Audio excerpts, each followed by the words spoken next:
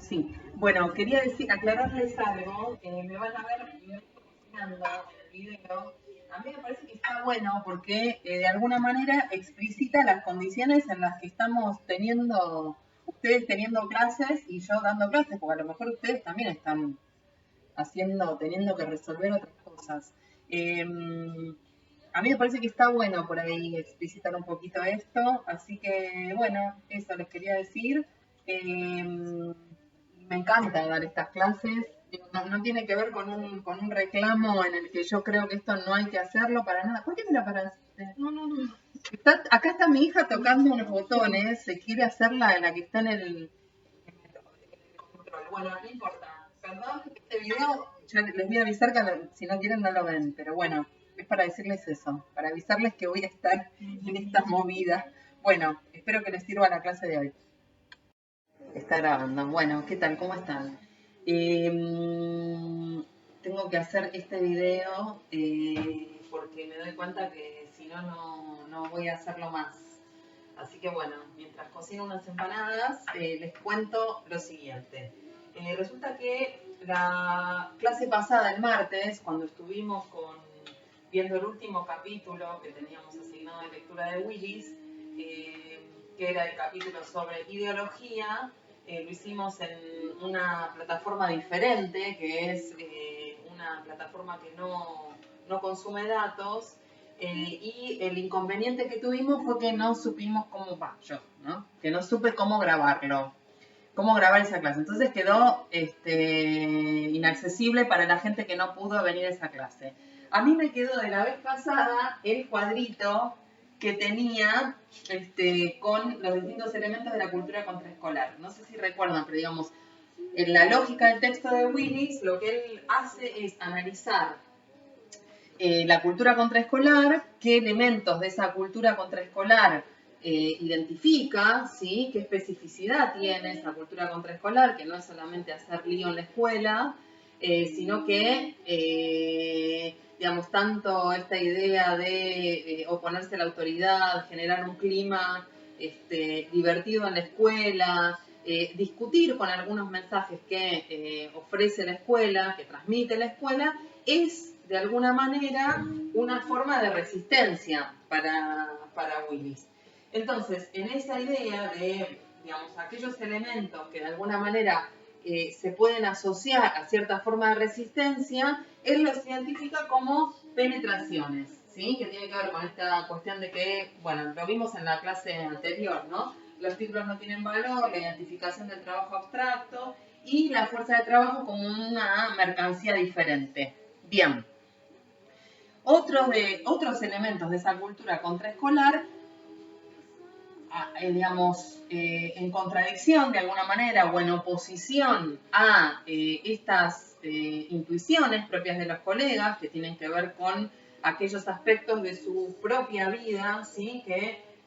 O de su propia condición, ¿sí? Dan cuenta de cierta verdad objetiva en esa situación que ellos identifican, ¿sí? Estos colegas, estos jóvenes que son conocedores de su propia situación, ¿sí?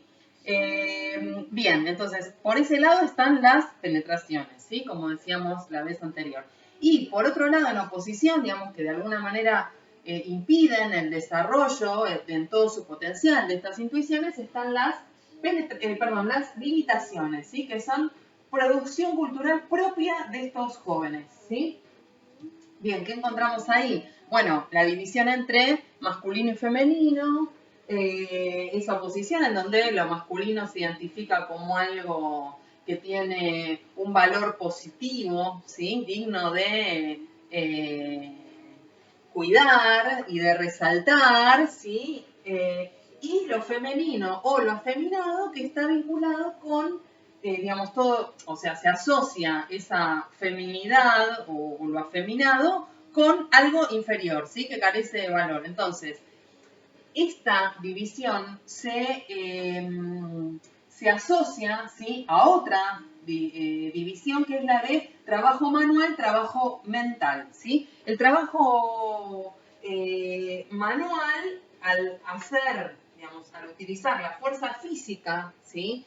y la fuerza física o al uso de la fuerza física de alguna manera afirma la propia masculinidad, entonces hay una asociación, ¿sí? Esto es central en el argumento de Willis, ¿sí? De por qué los jóvenes de clase obrera consiguen trabajos de clase obrera, es porque el sistema de alguna manera los orienta a eso, pero también hay una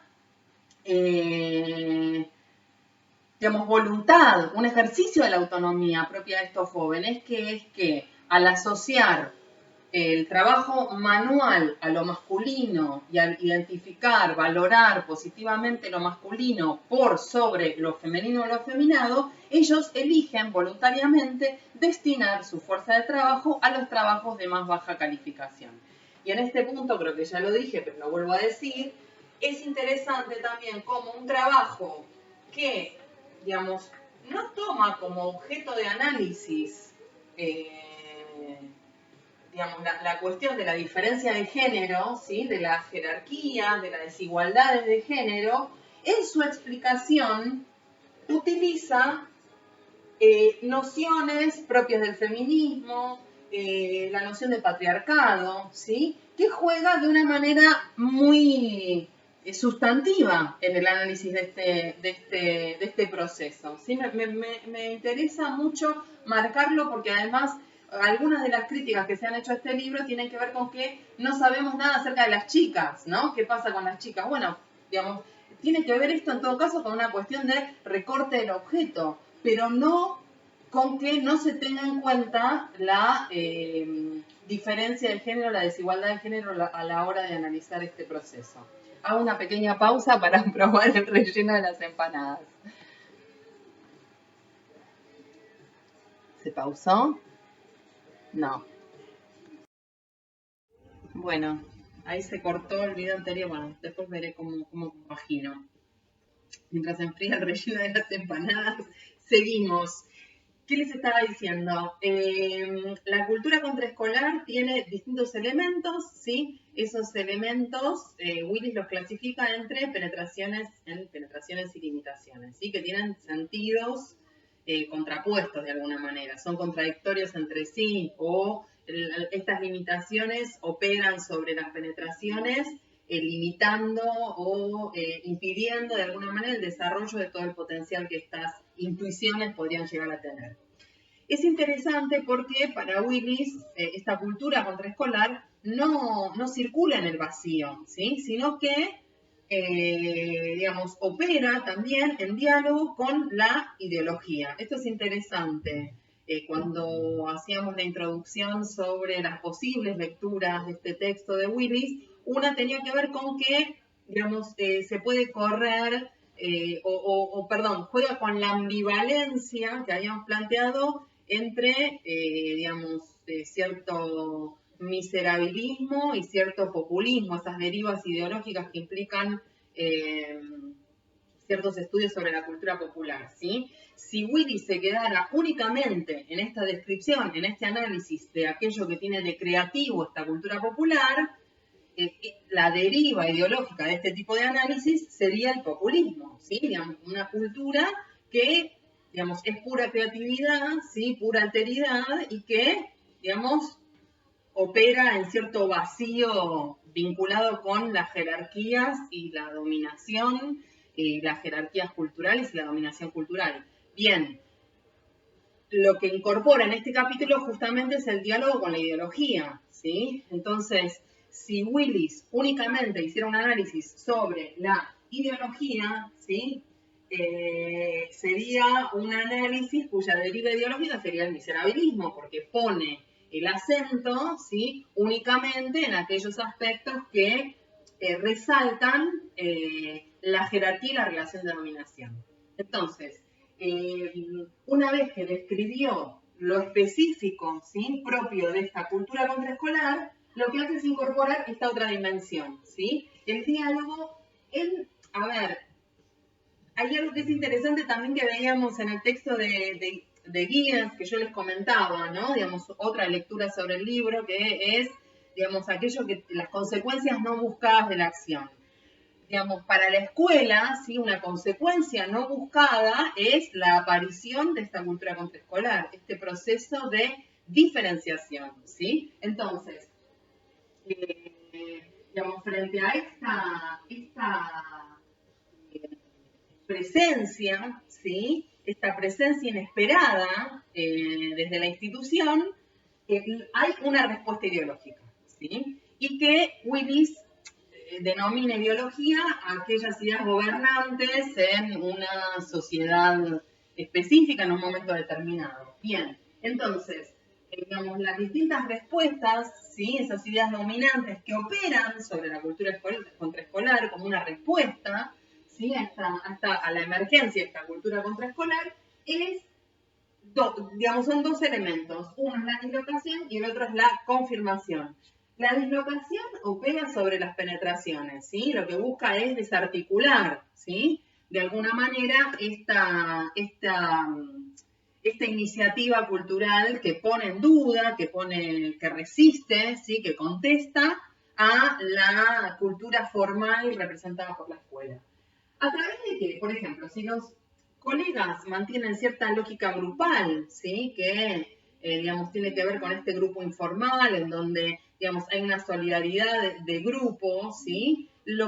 Que se mueven, ¿sí? En esa atmósfera, lo que contesta la escuela es, digamos, a través, estos mensajes ideológicos se transmiten a través de la orientación vocacional, los cursos de orientación vocacional, en donde se proyectan distintas películas para que los estudiantes identifiquen su vocación y en función de eso, digamos, cuál puede ser el trabajo al cual pueden calificar, ¿sí? O al cual pueden postularse de alguna manera. Lo que la escuela hace respecto de esta lógica grupal propia de los colegas, ¿sí? ¿Se acuerdan que, digamos, no brindan información a quienes no son parte de su mismo grupo? Digamos, hay también cierta desapego a la idea de ascenso social a través de la educación y a través de, digamos, la educación como llave para acceder a mejores puestos de trabajo, a puestos de más alta calificación, porque, digamos, de acuerdo con la interpretación de Willis, lo que sostiene es que, digamos, esto es romper de alguna manera con esta solidaridad grupal, ¿sí? Con esta lógica grupal propia de los colegas. Entonces, frente a eso, la escuela lo que ofrece es, digamos, mostrar un mundo, el mundo del trabajo, el mundo adulto, el mundo verdadero, como un mundo de competencia, individualismo, ¿sí? Eso es interesante. Y otro recurso propio de la ideología es el de la naturalización, ¿sí? Todo aquello que ellos identifican como, bueno, todos los trabajos son iguales, los títulos no tienen valor, porque lo que muestra de alguna manera también estas filmaciones, estas películas, es la similitud entre trabajos, es esa similitud de alguna manera lo que hace es justificarse con, digamos, este criterio de naturalización, ¿no? Esta operación de naturalización. El mundo es así, nadie lo ha creado de esa manera, digamos, no tiene nada que ver con la voluntad humana, ¿sí? Ese orden de cosas. Entonces, de alguna manera despeja cualquier cuestionamiento que pueda poner en duda ese estado de cosas y la posibilidad de intervenir sobre eso, ¿sí? Bien. Entonces, en general, digamos, el tipo de operación para dislocar, para neutralizar de alguna manera esas dudas, ¿sí? O esas intuiciones propias de los colegas es justamente la naturalización en primer lugar y ofrecer, digamos, algunos argumentos medio vagos que permiten operar sobre esas intuiciones propias de los colegas. Por el otro lado, lo que hace la ideología, digamos, de alguna manera, estas limitaciones son efectos ideológicos, ¿sí? Creo que ya lo había dicho, pero digamos, las limitaciones no son pura creación de los colegas, sino que estas limitaciones, de alguna manera, son efectos ideológicos. Digo, el sexismo no es algo creado por estos jóvenes. El racismo tampoco, ¿sí? Entonces, es interesante señalarlo. Entonces, ¿qué es lo que hace la ideología? En la medida en que esto coincide, ¿sí? Y permite neutralizar, lo que hace la ideología es operar, en todo caso, sobre estos elementos y reforzarlos, ¿sí?